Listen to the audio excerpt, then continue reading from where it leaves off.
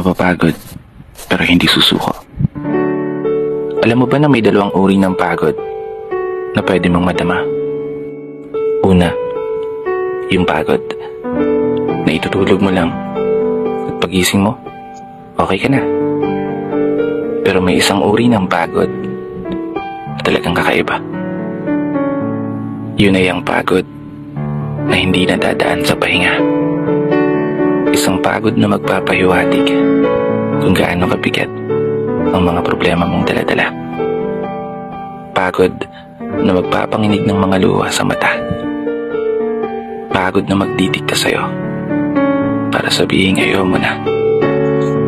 Mapapatanong ka na lang talaga, saan nga bang direksyon ng aking mga paa? Mga paang tila pagod na sa kakahakbang.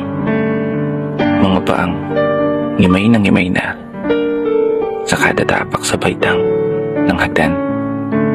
Isang hagdan na magdadala sa akin patungo sa isang palapag na pinapangarap ko.